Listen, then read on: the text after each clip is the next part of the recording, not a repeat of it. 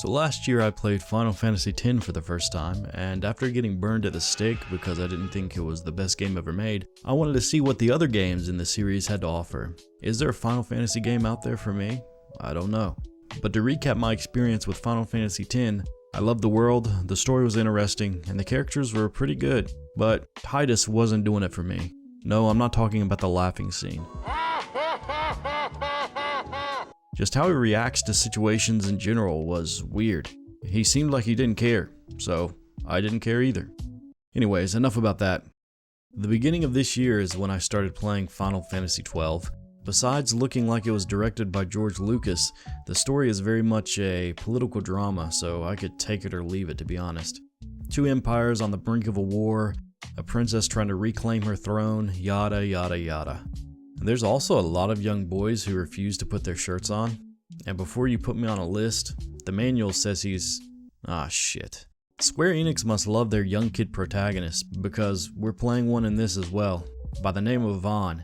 Even though he's definitely a step up from Tidus, halfway through the story you start wondering why he's even here. Most cutscenes don't have Vaan in it, and if he is, he's just hanging out in the background or talking to Penelo about how crazy the journey has been so far.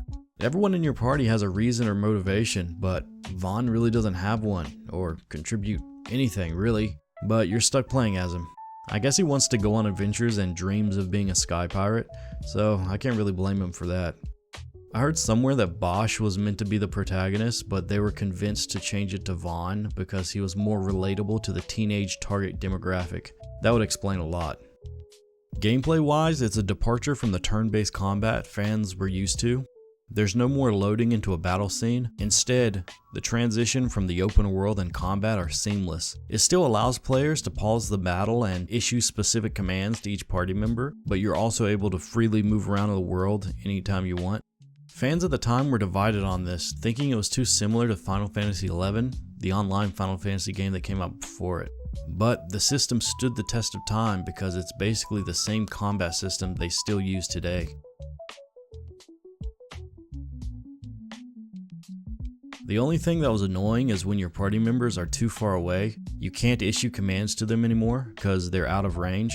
A lot of the boss arenas in this game are huge, so it's pretty much impossible to keep them in range. I was constantly losing control of at least one character while fighting bigger bosses. What's unique about Final Fantasy XII though is the Gambit system, a system I honestly wish they would bring back. Gambits are basically just commands you can set for each character, and they will automatically perform that command when certain parameters are met. So if you have a knight, but you only want him attacking enemies with the highest HP, and you want your white mage in your party to cast shield on your knight, but then cast cure when someone gets below 50% HP, you can do that. I'm oversimplifying it here, but there's basically a gambit for everything, and multiple gambit slots for each character. So it's pretty satisfying setting gambits up for your whole party, getting into a boss fight, and then just putting your controller down and watching your gambits work like a well-oiled machine. You might think this takes all the fun out of the combat, but trust me, it doesn't. You still need to think and issue specific commands a lot of the time. If you've got two mages with gambits set up to blast any enemy with thunder, but all the enemies in the area have reflect, then that's going to be a problem. There's also these ultimate moves called quickenings each character can unlock, and during the battle you can chain them together. So if each party member has a quickening, you can set them off one after the other with a pretty dope cutscene. Well, it would be dope until you realize it's luck based, meaning there's a chance none of the quickenings will land and your whole epic cutscene was for nothing. Apparently that's the reason for the chaining them together. It increases your chance that you'll hit. But I thought the point of an ultimate attack was that once it's charged up, it's guaranteed to hit. If anything in the game should be chance based, it's not the ultimate moves. That's why I tended to ignore the quickenings for the most part. Oh, and I should probably mention I'm playing the PlayStation 2 Japanese International version of this game. It's just patched to have the English voice acting and item descriptions. I bring that up because if you're familiar with the PC port of Final Fantasy XII, each character can have two classes, but the original international version on the PlayStation 2 didn't have that, so that's why you're not seeing dual classes. As for leveling each character, I'm still new to Final Fantasy, so I don't know how this stacks up against the other games, but When you kill enemies, you get license points to use on your license board. The license board looks like a checkers board, and it's how you increase your character's stats, unlock new spells, armor, and weapons. I was confused by this at first because I would unlock a new spell on the license board, but then my character wouldn't have the spell. Then I understood.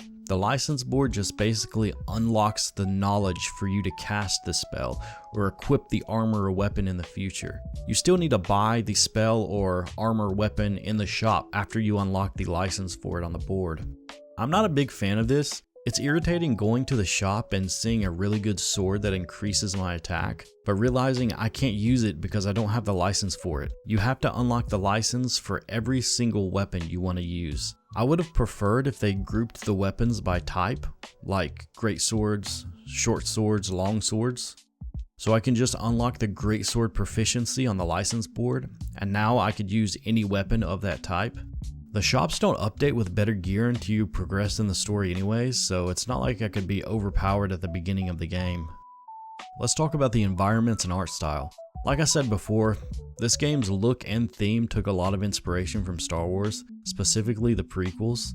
There's even a website showing the comparisons between the two. But I still think this game has plenty of originality. The mix between the medieval style castles, weapons, and armor, with the futuristic flying cars, force fields, and technology weirdly works. But the enemy designs, on the other hand, have no rhyme or reason. Some of them are literally just dinosaurs or frogs, the others look like they belong in a Dark Souls game, and some are just, well, yeah. I sort of enjoyed the randomness though. Some of my favorites are the Mr. Tomato Head, this giant ass turtle, a creepy alligator with a face inside of its mouth, and these little fellas with stilts for legs. Overall, this game definitely has a more gritty medieval feel, which I personally like. Most fans will say it was a letdown compared to the perfect masterpiece of Final Fantasy X, but I'm not most fans, and I tend to enjoy the games a lot of them hate for some reason. I thought the voice acting was great, the combat feels good and it's not dated, the gambit system is strangely addictive, a lot of the cities and environments are fun to explore, there's a lot of interesting side quests, the story has plenty of twists and turns. I will say I do prefer the more grounded story of Final Fantasy X, how it's just focused on a group of friends on a journey together and their struggles. The big epic political drama of Final Fantasy XII kinda lost me after a while. Well, since this game is always compared to Star Wars, it's only fitting I end with, I think, a suitable analogy. You know when the prequels came out, everyone absolutely despised it, but now it seems like there's been a big shift in opinion and it's finally getting the love it deserves. I think the same can be said with Final Fantasy XII. Maybe when it was released it was different from what fans were expecting, but different doesn't mean bad. And there's a lot to love here. So, back in the day, if you skipped over Final Fantasy XII because you heard it was a cheap MMO wannabe or some poorly done Star Wars ripoff, I urge you to pick the game up if you can find it cheap and try it out. I think you'll be surprised.